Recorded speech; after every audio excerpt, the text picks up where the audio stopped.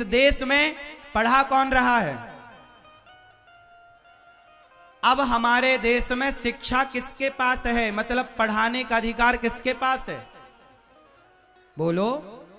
अब हमारे देश में सबसे ज्यादा क्रिश्चियन स्कूल एक्टिव हैं। ये बात सही है कि गलत है? जोर से।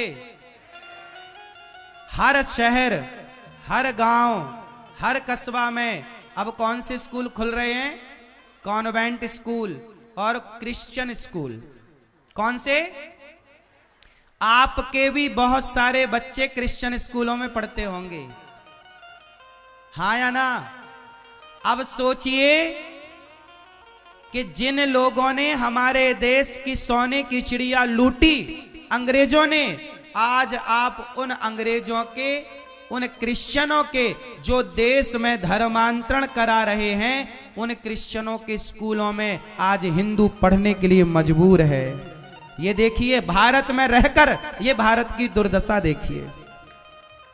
जब तुम्हारी संतान को क्रिश्चियन पढ़ाएगा तो फिर वो पढ़ लिख करके क्या बनेगा? क्रिश्चियन बनेगा, क्योंकि जैसा गुरु वैसा चेला। और हमारे यहां जब तक ब्राह्मण पढ़ाता रहा तो ब्राह्मण राष्ट्रभक्त बनाता रहा, ए मर जाना पर अपने धर्म को नहीं छोड़ना।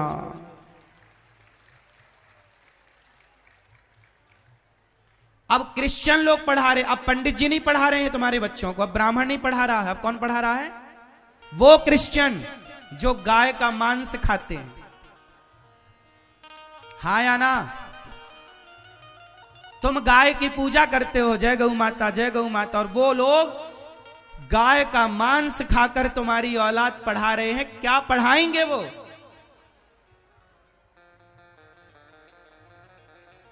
क्या पढ़ाया उन्होंने?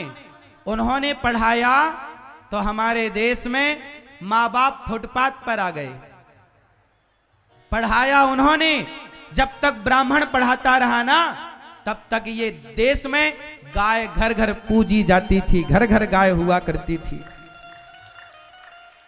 हाँ या ना? शिक्षा बदल गई साहब। अब क्रिश्चियन लोगों के हाथ में शिक्षा है। पहले गुरुजी कहते थे तिलक लगा के आना, धोती कुर्ता पहन के आना, गले में तुलसी की माला पहन कर आना, और आजकल तुम कलावा बांध कर जाओ तो क्रिश्चियन स्कूल में उतरवा दिया जाता है, और वो लोग खुद क्रॉस पहन करके तुम्हें पढ़ाते हैं, हाँ या ना? कोई विरोध करने वाला नहीं है। देख लेना बांग्लादेश में जो हो रहा है, हिंदुओं को कत्लेआम, इस देश में भी हिंदुओं की अब यही दुर्दशा होने वाली है, नहीं सुधरे तो। जिसकी लाठी उसकी भैंस। तुम्हारे बच्चे तुम्हारे घर में हैं, पर विचारधारा पूरी क्रिश्चियनों की है। पढ़ वही रहे ना।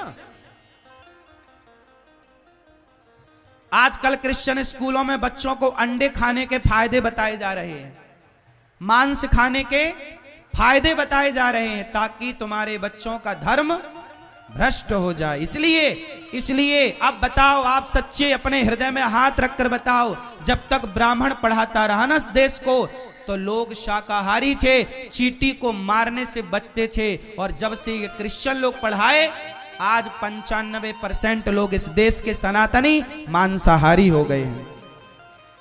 बात सही है कि गलत है? आप बहुत सारे लोग यहां बैठे हैं ना, मांस खाते होंगे, सब नहीं, कुछ मुर्गा खाते होंगे, अंडा खाते होंगे।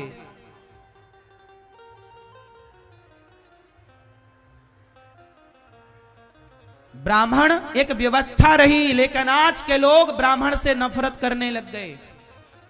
जिस ब्राह्मण ने संस्कृति को बनाए रखा, संगठित रखा, आज उसी ब्राह्मण से लोग नफरत कर रहे हैं। क्षत्रिय कोई जात नहीं, एक व्यवस्था है।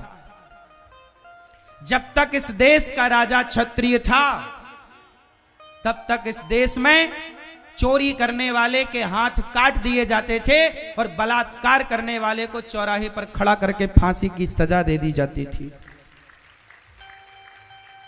आज हमारा कानून कैसा है? पहले का राजा क्षत्रिय था तो न्याय करता था। राम कौन थे? क्षत्रिय, न्याय करते थे। वाल्मीकि रामायण में लिखा है कुत्ते को न्याय दिलाया था राम ने। कथा बड़ी लंबी है, आपको बताऊं। आज हमारा जो कानून है ना, कैसा है? बोलो। अंधा। अंधे तो धृतराष्ट्र थे। अब बताइए, आप लोग अंधे हो कि आंख वाले हो? आंख वाले लोगों के देश में अंधे कानून की क्या जरूरत है साहब? कानून अंधा क्यों होना चाहिए, आंख वाला क्यों नहीं? क्यों जी? अंधा है इसलिए हमारे यहां बलात्कार कोई करता है तो कभी, अभी देखो बंगाल में बलात्कार किया एक डॉक्टर लड़की के साथ, डॉक्टर बहन के साथ। सारा मोमबत्तियां बुझ गई सबकी, सारा शोर शराबा खत्म हो गया। बलात्कार करने वाला मौत से खीर पूड़ी खा रहा है जेल में। वो जेल में ही है कि बाहर घूम रहा, कौन देखने जा रहा है? जबकि होना क्या चाहिए, 1 महीने के अंदर 2 महीने के अंदर पड़ताल करके न्याय कर लो कि भाई ये गलत किया कि नहीं, सही निर्दोष है कि दोषी है। दोषी है तो चौराहे पर खड़ा करो, पूरी दुनिया की मीडिया लाइव प्रसारण करे और लाइव उसको फांसी की सजा दी जाए ताकि लोग डरें, यार हम करेंगे तो हमारे साथ ऐसा होगा। आज इस देश में बलात्कार होते हैं, उस बलात्कार का जिम्मेदार कौन? अंधा कानून। कौन है जिम्मेदार? बोलो। बलात्कारी को चौराहे पर फांसी होनी चाहिए कि नहीं? उत्तर दो। कितने लोग सहमत हैं मेरी बात से? यदि चौराहे पर फांसी हुई तो समाज में डर पैदा होगा, बलात्कार रुकेंगे?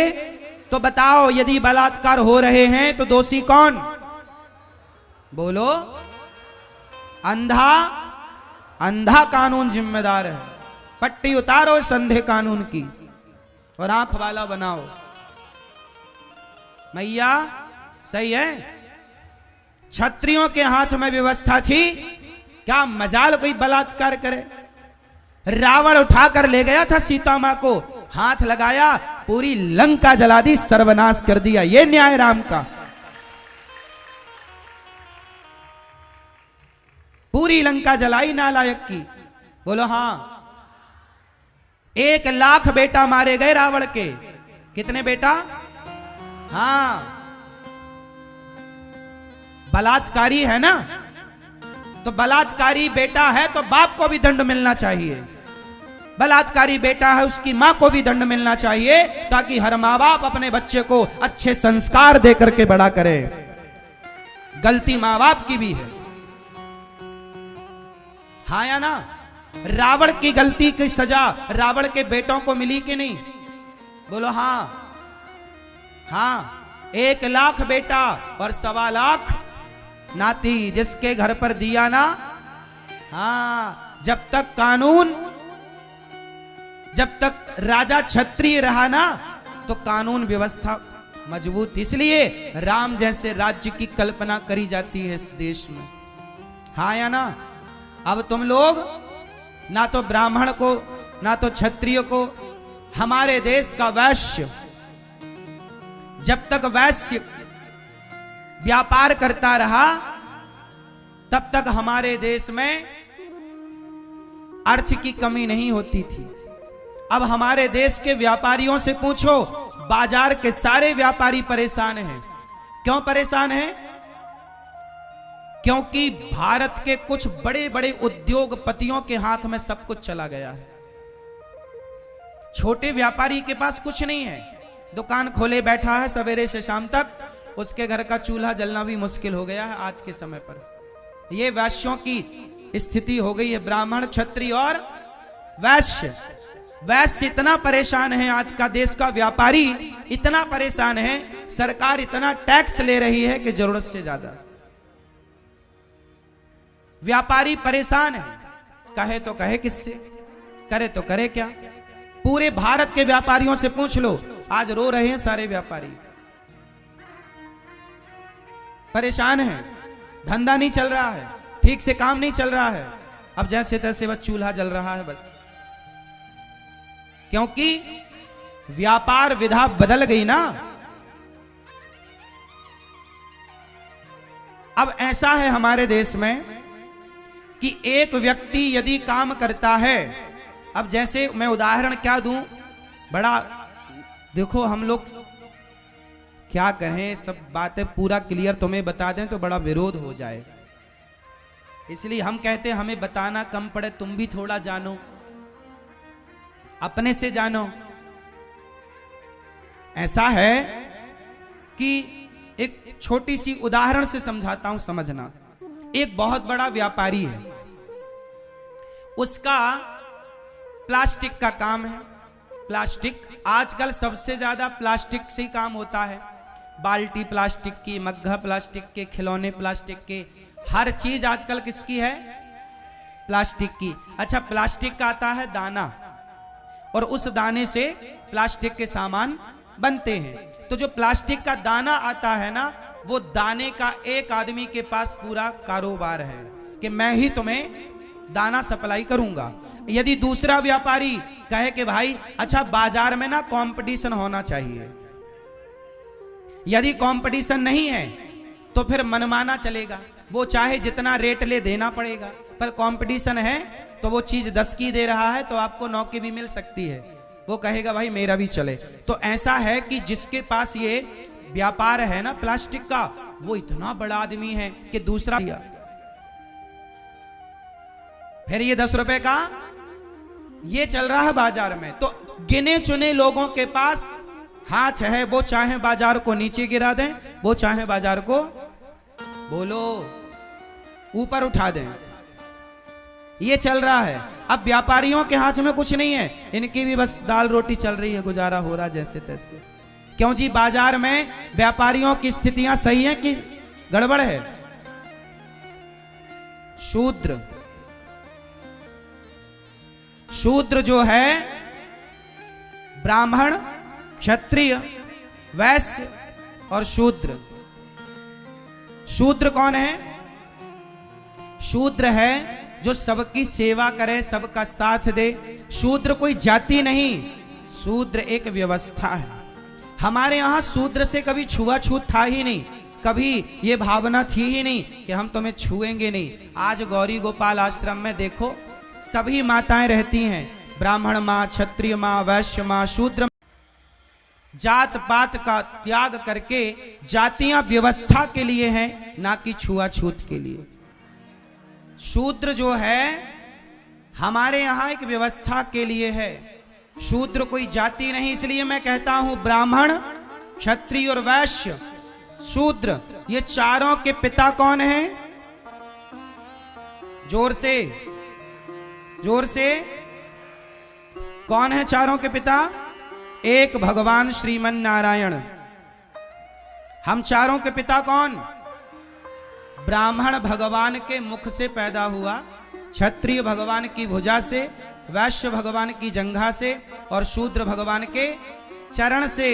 अब बताओ, जब चारों का बाप एक है तो तुम चारों एक बाप की संतान हो गए कि नहीं?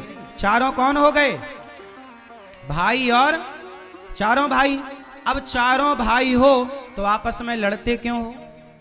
कौन बड़ा और कौन छोटा? इसलिए कोई छोटा नहीं। हम आपसे यही निवेदन करेंगे कि आप लोग गंगा मैया की कसम खाके आज मुझे वादा करो कि एक एक हिंदू जो धर्मांतरण कर चुका है, आप कम से कम एक एक हिंदू को समझा करके और आप उसका घर वापसी कराएंगे, कराओगे? और सबको गले लगाओ, कोई छुआछूत ना मान। हमारे दलित भाई, शूद्र जो भाई हैं, यदि वो गरीब हैं तो हमें उनको आटा देकर, चावल देकर, दाल देकर उनकी मदद करनी चाहिए। उनकी बेटी का ब्याह हो रहा है तो हमें थोड़ा सहयोग करके उनकी हेल्प करनी चाहिए। वो गलत रास्ते पर गए तो समझाना चाहिए। गांव के बड़े मुखिया को जाकर उनके साथ थोड़ा बैठना चाहिए।